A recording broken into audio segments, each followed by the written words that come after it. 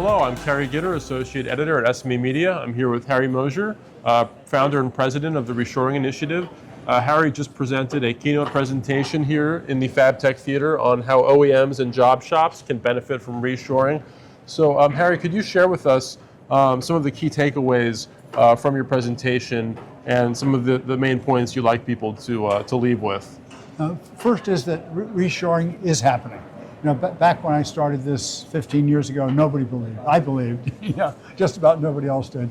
But now it's happening to the extent that if companies don't at least do the math and figure if they can reshore, then they're not taking a good opportunity. And so specifically, I founded it in 2010, and in that year, 11,000 jobs were announced coming back. And last year, 2024, in that year, 244,000 jobs in the year were announced coming back. So it's going a little bit, but basically uphill like this. And so why is it happening? Because companies have started to calculate what we call the total cost of ownership. So instead of just looking at the price, the manufacturing cost, they're including the duty and the freight and the carrying cost of inventory, and increasingly the geopolitical risk, the risk that they're sourcing from, say, China, and something happens geopolitically and you can no longer get anything out of China, and therefore your factory shut down because you don't have the components you need to assemble. So companies also interested in delivery. So I presented the results of our survey, which showed that 40% of companies are willing to pay 5 to 20% more to get a 1-week delivery instead of a 6-week delivery.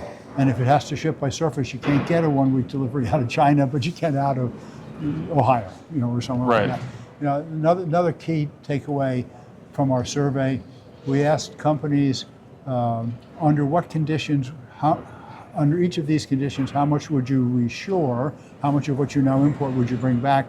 And they were interested in lower taxes, lower currency, tariffs, less regulations, but their number one priority was on skilled workforce. Mm-hmm. They said they'd bring back 30% of what they now import if they had the quality and quantity of workers that they needed. Yes. So we very much support everything SME's done with Tooling U and all the other workforce-related issues, and we call on the national, state, and local governments to push the apprentice programs and the community college technical programs, even if not quite as many kids go to liberal arts colleges. Right, yeah, that was interesting in your presentation, talking about how there's been that traditional emphasis recently on college as the default, but that's actually only one path of many, and there's this whole other untapped pool of students who might want to go in this direction, right? And especially when they say, let's see, I can go to college and spend over 4 or 5 years, $100,000, $200,000, $300,000, whatever $1,000, and have debt, and then now come out and not have a really good chance of finding a job because the unemployment rate is high for kids right out of college. Or at the age of 18, I could become an apprentice, start making money at the age of 18, maybe have the company pay for community college, get the associate's degree in the 4-year apprenticeship, and then have the company pay for me to go on and get a bachelor's degree in engineering or management or something like that. Yeah, it's a pretty good deal, right? It's a hell of a good deal. So if anybody out there who hears this, pass it on to your kids, your grandchildren, your neighbors, and have more of the kids find a way that has more substance to it rather than just study something in college, whatever it is. Right. As someone with an English degree, I can empathize with. Oh, I've got something to tell you for English degrees. I've got this cartoon I show when I'm doing skilled workforce presentations, and it has it's in a kitchen in a restaurant, and there's one younger person sitting there doing the dishes, and 2 or 3 behind him with mops like this, and they got ponytails and cigarettes or whatever, and the one of the guys with the mop says, "Kid, I don't want to hear any more about it. We all have PhDs in English literature."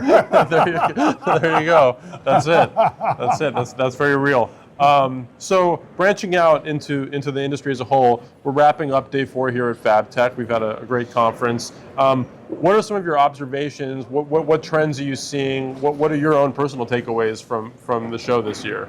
Well, I had a lot of people come up to me after my presentation, and they were attendees at the show, and they were all interested in reshoring. Some of them are doing reshoring, wanted help with it, et cetera. So that says the mix is good out there, so to speak. I thought the attendance was good. It wasn't through the roof, but it was good.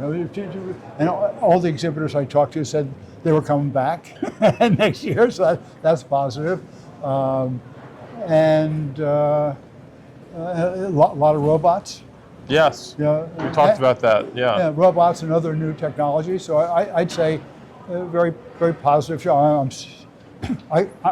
I'm sad that it's closing at 3 o'clock today, and I wish it were open till 5, and I could wander around more. Yeah. And so on the whole, would you say, I mean, you've invested so much time and effort in advocating for reshoring.